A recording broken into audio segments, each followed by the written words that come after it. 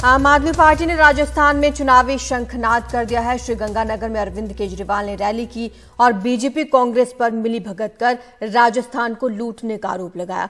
केजरीवाल ने सचिन पायलट को लेकर जो टिप्पणी की वो भी काफी चर्चा में है। केजरीवाल ने कहा कि गहलोत विपक्ष में रहते हुए कहते थे कि वसुंधरा राजे भ्रष्टाचार करती हैं। अब सचिन पायलट रो रो कर थक गए हैं, पर वसुंधरा पर कार्रवाई नहीं हुई। और उन्होंने क्या कुछ कहा, सुनिए।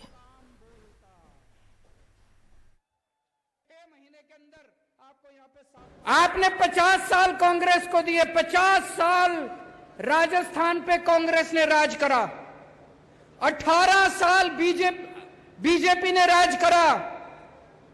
क्या दिया आपको?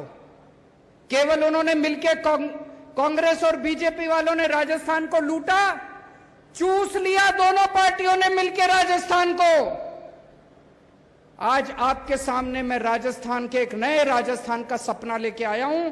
8 करोड़ राजस्थानियों के साथ मिलके एक नया राजस्थान बनाएंगे। वसुंधरा राजे की सरकार थी, यही अशोक गहलोत आरोप लगाते थे कि वसुंधरा राजे पैसे खा गई, वसुंधरा राजे ने भ्रष्टाचार कर दिया।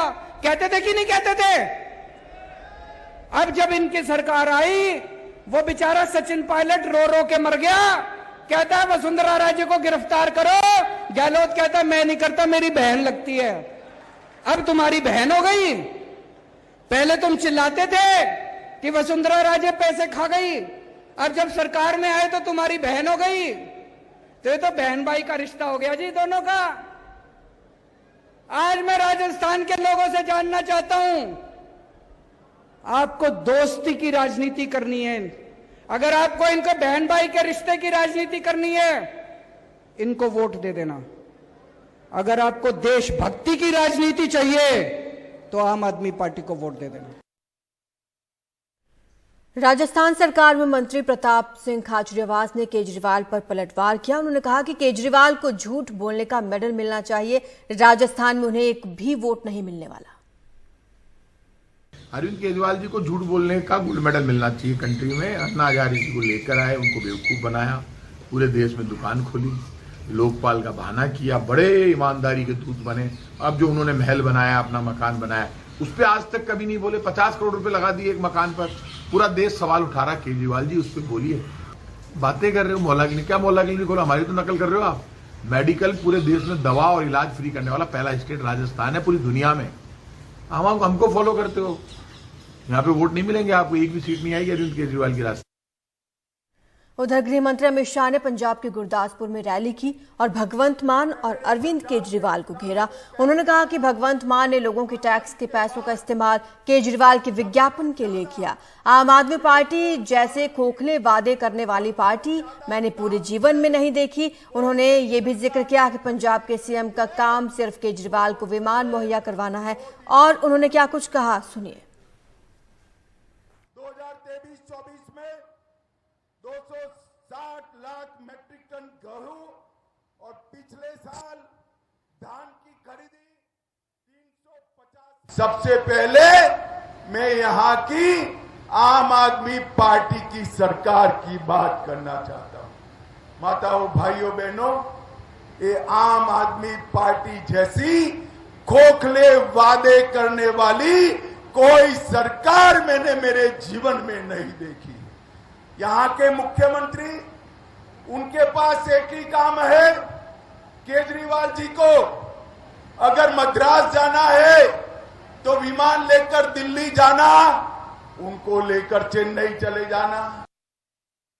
देश भर का केजरीवाल का दौरा पंजाब के मुख्यमंत्री कराते हैं।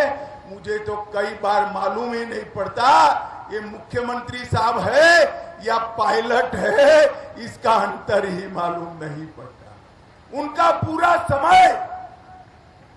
समय केजरीवाल के दौरे में जाता है और इसके कारण पंजाब की कानून और व्यवस्था बद से बदतर होती जा रही है। और एकनाथ शिंदे की बगावत के बाद अब संकट से जूझ रही उद्धव गुट वाली शिवसेना में उद्धव ठाकरे ने जोश भरने की कोशिश की। पार्टी के राज्य स्तरीय सम्मेलन में उनके निशाने पर साथ छोड़कर गए विधायक कम, लेकिन प्रधानमंत्री मोदी और गृह मंत्री अमित शाह ज्यादा रहे।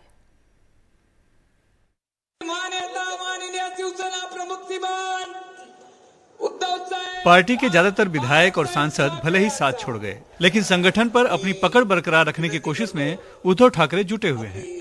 वर्ली के NSCI में आयोजित राज्य स्तरीय पदाधिकारी शिविर में 6000 के करीब पार्टी पदाधिकारियों को देख उद्धव ठाकरे भावुक हो गए और कहा कि आप जैसे सैनिक पाकर मैं धन्य हूँ। मेरे पास आज आपको देने के लिए कुछ भी नहीं है, फिर भी आप लोग आज मेरे साथ हैं। उद्धव ठाकरे ने आने वाले चुनाव में गद्दारों को सबक सिखाने की अपील तो की, लेकिन उनके निशाने पर एकनाथ शिंदे कम, प्रधानमंत्री नरेंद्र मोदी और गृह मंत्री अमित शाह ज्यादा रहे। उद्धव ठाकरे ने कॉमन सिविल कोड का समर्थन तो किया, लेकिन ये भी कहा कि उसके पहले सभी को समान अधिकार मिलना चाहिए। बीजेपी आज तक पूरे देश में गो हत्या बंदी कानून नहीं लागू कर पाई। मणिपुर जल रहा है, लेकिन मोदी अमेरिका जा रहे हैं। बीजेपी हिटलर के रास्ते पर चल रही है। विरोधियों को सताया जा रहा है, मीडिया पर कंट्रोल किया जा रहा है, देश में हिंदुत्व का भ्रम फैलाया जा रहा है। उद्धव ठाकरे ने संघ प्रमुख मोहन भागवत से भी कहा कि वो अपना हिंदुत्व स्पष्ट करें। उद्धव ठाकरे ने कहा कि अंग्रेजों का भी सूर्य अस्त हो गया, इसलिए ज्यादा अभिमान ठीक नहीं। बीजेपी के खिलाफ विपक्षी एकता को बल देने के लिए उद्धव ठाकरे ने 23 जून को बिहार जाने की घोषणा भी की। ये विरोधी पार्टियों की एकजुटता नहीं है, ये देश प्रेमियों की एकजुटता होने वाली है। ये स्वतंत्रता प्रेमियों की एकजुटता और आजादी की रक्षा करने वालों की एकजुटता होने वाली है। फिर वो कोई भी हो जिसे मेरी भारत माता स्वतंत्र चाहिए, उन सभी से मेरी अपील है कि साथ आए। आदित्य ठाकरे ने भी मंत्री रहते हुए मुंबई के लिए किए गए कामों का उल्लेख किया और वर्तमान सरकार पर भ्रष्टाचार का आरोप लगाते हुए आने वाले चुनाव में गद्दारों को हराने की कसम भी खिलाई।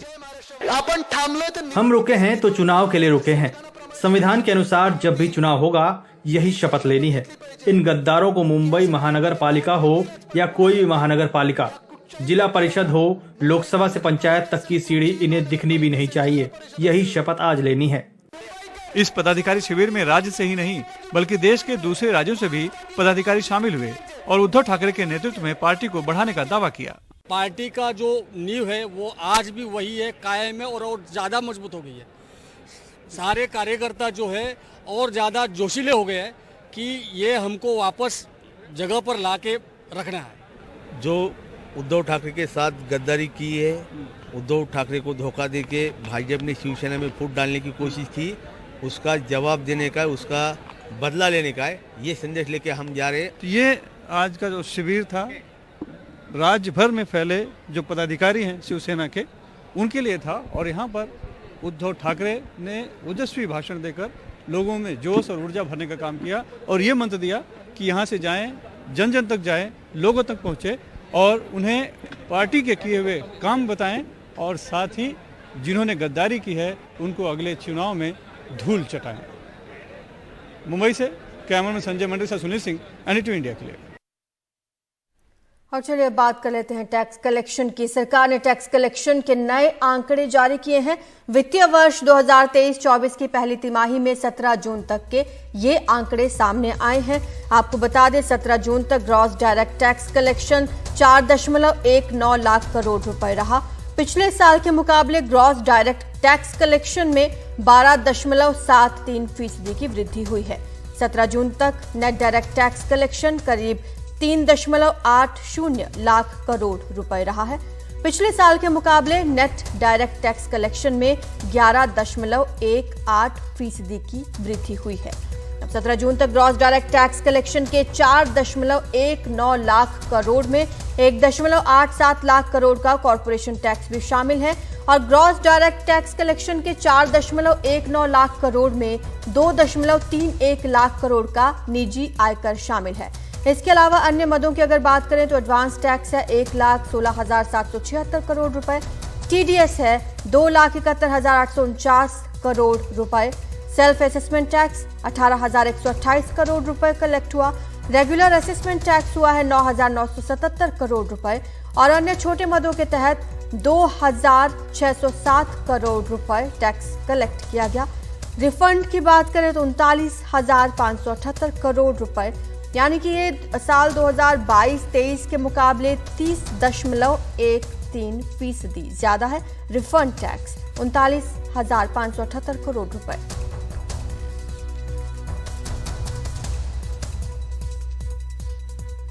छोटी सी ब्रेक के लिए रुक रहे हैं, जल्द लौटेंगे।